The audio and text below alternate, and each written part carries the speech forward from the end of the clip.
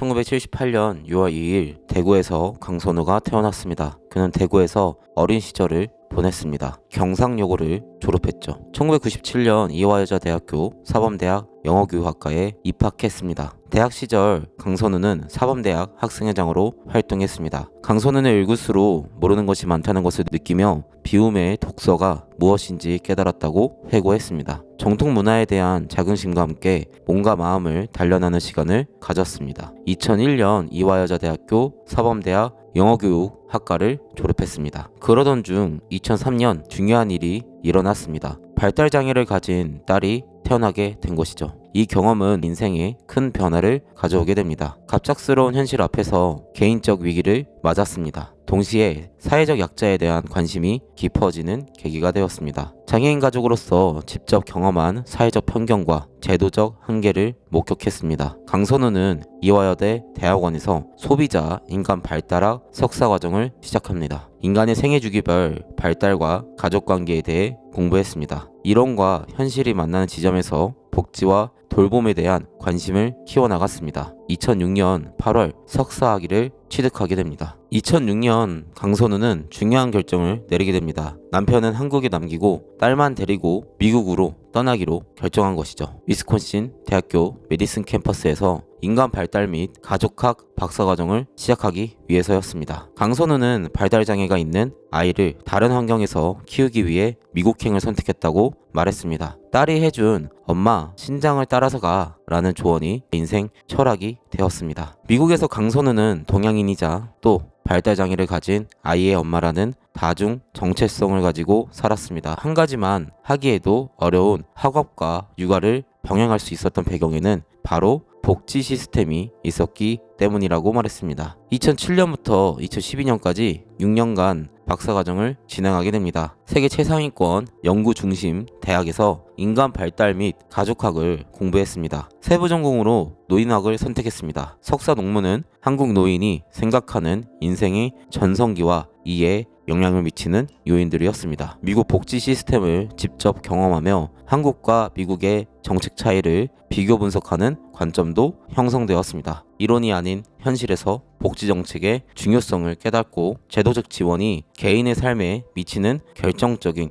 영향을 확인했습니다. 2012년 강선우는 박사학위를 취득하게 됩니다. 사우스다코다 주립대학교 상담 및 인간 발달학과 조교수로 임용되었습니다. 2016년까지 4년간 재직하게 됩니다. 학술적 연구와 교육 활동을 통해 정책 전문가로서의 역량을 키워나갔습니다. 발달장애 관련 전문가 및 당사자 가족 커뮤니티와의 연결고리를 형성했습니다. 그녀만의 독특한 전문성을 구축해 나갔습니다. 강선우는 스스로에게 질문했습니다. 이를 이루려면 정치밖에 없을까? 정치가 가장 빠른 길이고 또 깊이 시도할 수 있는 길일까? 수백 번의 자문을 거쳤다고 합니다. 마침내 정치가 가장 빠른 길이고 또 깊이 시도할 수 있는 길이라는 결론에 도달하게 됩니다. 2016년 강선우는 한국으로 돌아왔습니다. 정치에 입문했습니다. 귀국 비행기에 더불어민주당 입당 원서를 작성했습니다. 20대 총선 비례대표에 도전하게 됩니다. 정치적 배경도 연고도 없는 상황이었죠. 29번까지 순번을 받았지만 낙선을 했고 첫 좌절을 맛봤습니다. 이후 더불어민주당은 2016년 5월 그대변인으로 임명했습니다. 정치 신인에도 불구하고 체계적이고 논리적인 메시지 전달 능력을 보여줬습니다. 2017년 대통령 선거에서 문재인 후보 선거대책위원회 정책 부대변인으로 활동하기도 했습니다. 선 승리에 기여했죠. 정치적 소통 능력과 정책 전문성이 검증을 받았습니다. 대선 승리 후 당내 입지가 강화되었죠. 2018년부터 2019년까지 다양한 정부위원회에 참여합니다. 교육, 균형 발전, 통일 등 다양한 분야에서 정책 경험을 쌓았고 2018년 6월부터 2019년 11월까지 1년 5개월간 아리랑 TV에서 프로그램을 진행하기도 했습니다. 70여 명의 주한 외국 대사 및 국제기구 연사를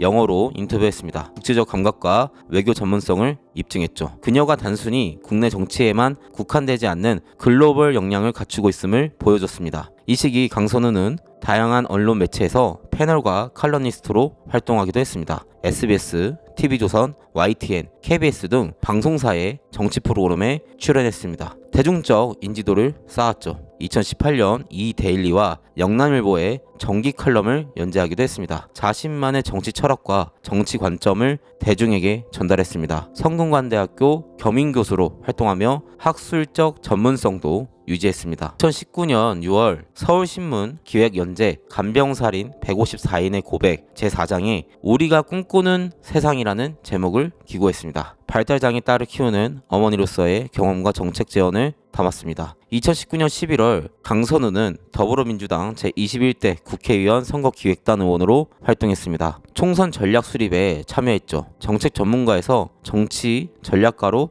역량을 확장했습니다. 2020년 2월 서울 강서구 갑 지역구 공천에 도전합니다. 현역 의원인 금태섭을 상대로 한 어려운 도전이었습니다. 큰 격차로 승리하며 공천을 확정했습니다. 4년간의 체계적인 준비와 축적된 정치적 역량이 결실을 맺은 것이죠. 2020년 제21대 국회의원으로 활동하게 됩니다. 여성가족위원회 위원으로 활동을 시작하기도 했죠. 2021년 8월부터 2022년 5월까지 여성가족위원회에서 활동을 이어갔습니다. 여성가족부 장관 후보로 거론될 만한 전문성을 체계적으로 구축해 나갔습니다. 2020년 11월 강선우는 성폭력 범죄처벌법 개정안을 대표 발의했습니다. 상대방 동의 없이 성관계 상황을 음성으로 녹음하는 행위를 성범죄로 처벌하도록 한 법안이었습니다. 디지털 성범죄의 새로운 영역을 개척한 입법이었죠. 기존에 촬영만 처벌하던 것을 음성 녹음까지 확대했습니다. 몰래 녹음 시 3년 이하 징역 또는 3천만 원 이하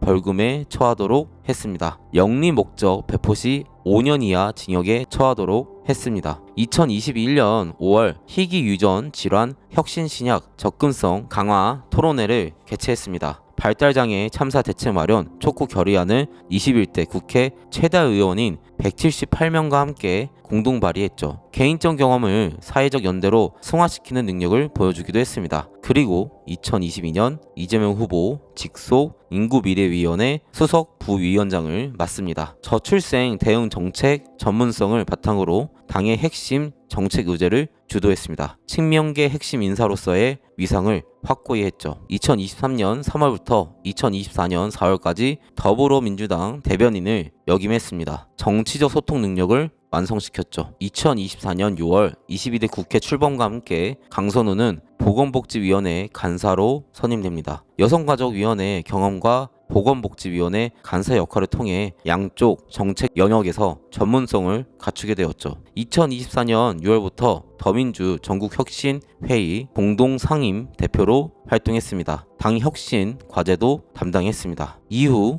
2024년 12월 계엄이 선포되고 조기 대선을 치러 이재명 대통령이 당선된 이후 강선우 더불어민주당 의원을 초대 여성가족부 장관으로 지명하게 됩니다. 윤석열 정부가 폐지하려고 했던 여성가족부는 이재명 정부 출범과 함께 성평등 가족부로 개편될 예정입니다. 대통령실은 지명 이유를 국회 보건복지위원회 간사 및 여성가족위원회 의원 등을 거치며 사회적 약자의 권익 보장을 위해 활동해온 정책 전문가이기 때문이라고 설명을 했습니다. 현재 여성가족부 장관 후보자로 강선우의 이야기는 계속 이어가고 있습니다.